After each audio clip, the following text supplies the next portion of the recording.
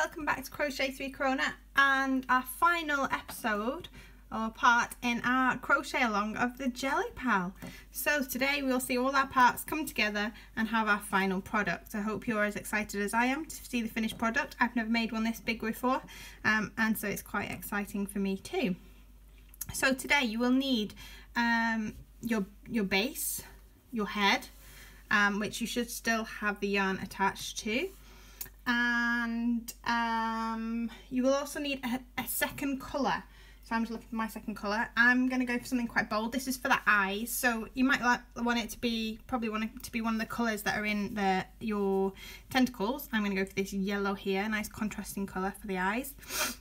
And you will also need a needle, some scissors, your hook, and something to stuff your JellyPal with. So I have brought along my pot of all the cut off ends, so you can use those to stuff, or I also sometimes use when I'm making baby toys this is recycled cotton stuffing by Hooked, so I really quite enjoy that, and if you fancy that then you can get hold of some on their website. And if you're just starting out and you haven't got anything else to hand, pinch some from a cushion that you already have knocking around. Pick your least favourite one and just pinch some of the stuffing out of it. Nobody will notice if you fluff it up again afterwards. Until you get as far as I had, and there's now just like cushions missing bits all over the house. So maybe don't go that far, start getting something else before then. Okay, so today we need to start with our eyes. So you're going to start by taking a reasonable length of your contrasting coloured yarn. So I'm just going to cut some off. We're just going to use it like thread really. So just thread that on there, and then you want to tie a knot in the end of your yarn. So if you're an embroiderer or sewer, you might have some good techniques of how to tie a knot. I'm terrible at knot tying. Kind of going to do something like this. You want a fairly big knot because you do not want it to come through the gaps in your work. So try and make a fairly big knot here at the end of your yarn. There we go. I've now got a nice reasonable size knot that's not going to come through any of my gaps. And I'm going to use where the stitch marker is as the back. So I'm going to come to the front. And then my eyes are going to start 3 rows up, so not in this first set of holes, not in this second set of holes, but in this third set here.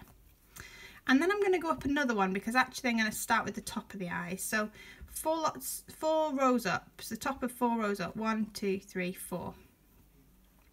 And I'm starting on one of these corners. Can you notice there's kind of corners where you've done your increases? So that's where I'm going to start. So 1, 2, 3, 4, going in here, and I'm coming from the inside.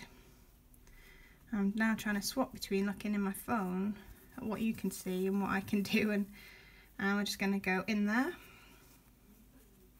Maybe watch first and then have a go yourself so you can see what the finished product's trying to be. And then I'm going across one slightly. I mean, you can do whatever you want for your eyes. This is how I found works for me.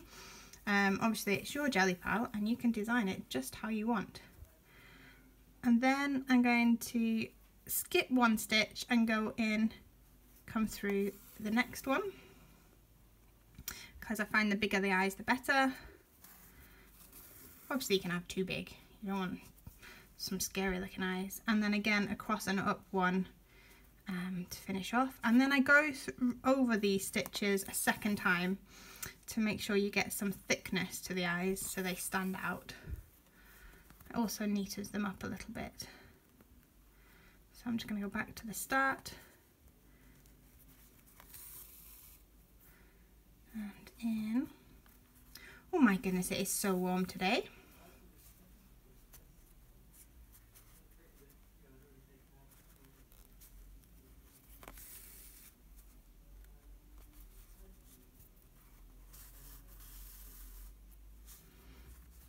And then the last one,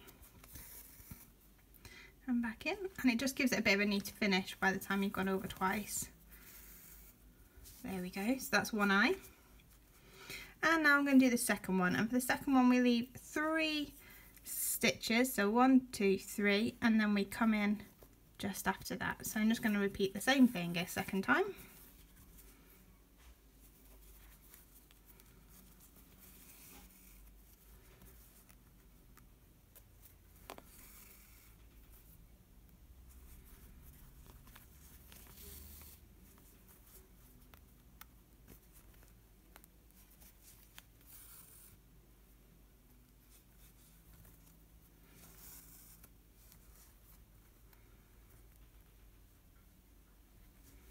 As I say, you can tweak where you put these if you like, completely up to you.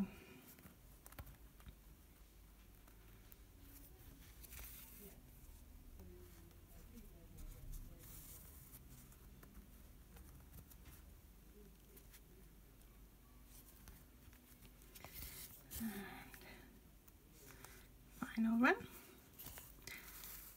And there we have our 2 eyes. 1, 2. Please excuse the glaring sun. The problem is if I shut it, it'll probably be too dark. So hopefully you can see what I'm going for there. And then we just want to fasten off. So you can just use the mesh that's on the inside. That's the beauty about making these eyes. You can do it on the inside. So I like to just put a little knot in there. And then do a second one. And nobody's going to see it, so it really doesn't matter how tatty it is. Just make sure it's secure.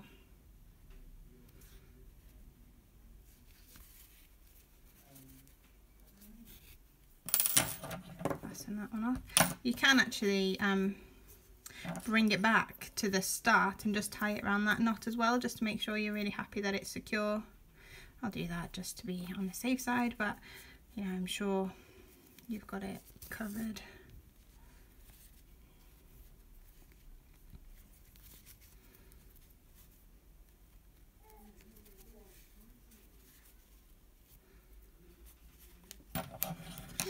And there we go.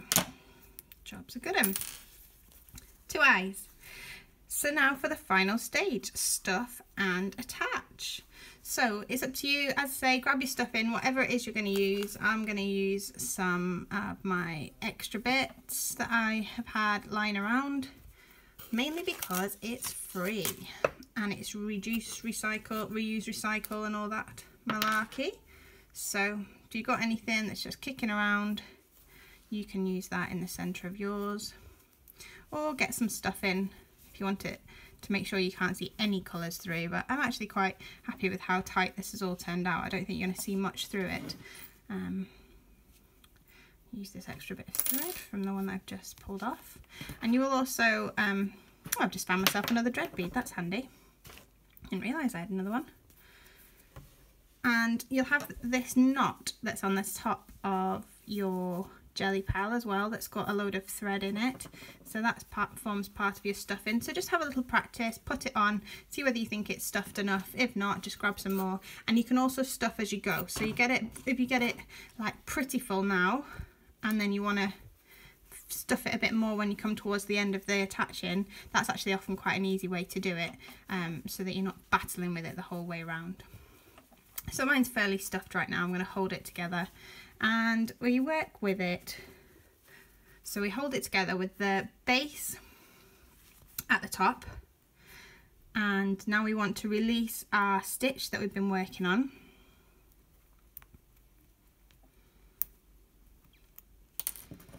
And you don't really need to mark it anymore because you'll know when you get back to the beginning, because it'll be the end. Whoop. And you want to start on a cornery-ish place, but to be honest it really isn't the end of the world regardless. And we're going to take the tension and we're going to start by going into the next stitch on your head and then pushing it through a stitch on your base. So you're going through both pieces now, and we're going to do a slip stitch to start the attachment. So a slip stitch is when you yarn over and pull through the stitch and the loop on your hook. Now we're going to do a double crochet. So we yarn over, but we're not going into the next stitch, we're going into the stitch after it. So everything, we're working in every other stitch here. And again, we're always going to go through the head and the base. So you want to skip a stitch on both the head and the base and then go through. Then yarn over and pull through, and then complete your double crochet by yarn over, pull through, yarn over, pull through. Then we're going to do another double crochet into that same stitch. And when I say another, I actually mean total of 5. So doing 5 double crochets into that one stitch. And this gives our nice little frill. 1, 2, and nice to easy to see where what you have and haven't done. You can just go back and count them.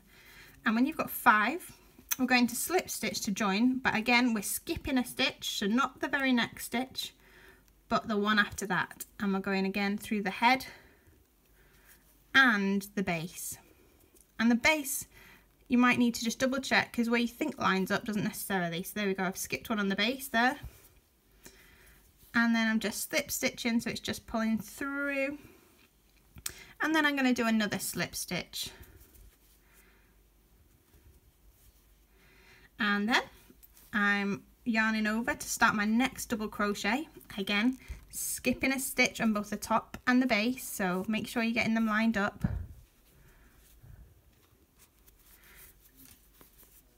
And then you do 5 double crochets into that stitch.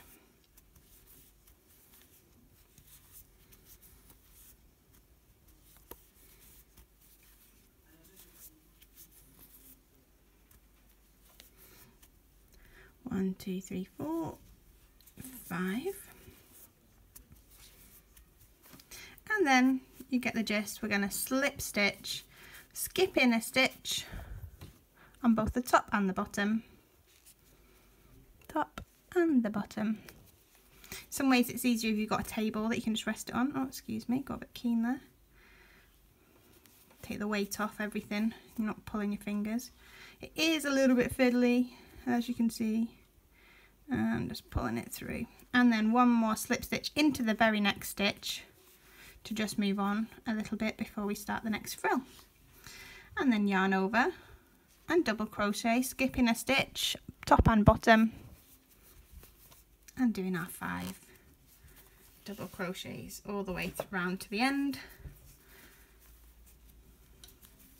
And I'm just seeing how long this video is becoming. I'm thinking it's going to take too long to finish it off. So I'm going to just remind you that as you go, you can carry on, it's the same pattern repeat, 5 double crochets into the one stitch, join with a slip stitch, skip in a stitch, do a slip stitch into the very next stitch, and then 5 double crochets, skipping a stitch, and then attach, skipping a stitch. And then when you get to about here, where it's all getting a bit, you know, bit close to the end and it's getting quite tight, at that point you might want to add a bit more stuffing in to make sure it's as full as you would like it to be. And you follow that pattern all the way to the end, and then just do a final slip stitch at the very end to join. And then you cast off and you just attach your yarn, secure your yarn by, I like to slip it all the way into the middle here where it's less obvious, and then do my attaching in this gap here. But it's completely up to you, wherever you think you can hide it. And then I'm going to cheat now and skip to the end. You will have your final JellyPal. That looks just like this. There are all your frills to attach. And I have to say, I'm loving mine. I was sat fiddling with this for ages last night, just finding it very therapeutic. So you can either give it away as a gift or just use it as your very own little stress pal. And that is the end of our JellyPal crochet along. You can add a little hook on the loop on the top if you wanted to. I could just show you how to do that. You can just simply slip your hook into one stitch and out of another stitch on the top, and then pull some yarn through. Let's see if I've got some here. Pull some yarn through like this, obviously not this colour, and just start slip stitching, chaining, sorry, and you can just chain all the way up and then back down and reattach at the bottom with a slip stitch. And if you we're going to give it to a little baby and then wanted to hang it from the ceiling or from a play gym or something, that would be a good way to to have that ready. Other than that, I don't really have much else to say. I hope you've enjoyed our first crochet along and are very pleased with your finished products. I would love to see the end result, so please do post pictures when you're finished. And if you're giving your little pal a name, then please do let me know. Alright, great to see you all. Thanks for joining in and happy hooking till next time.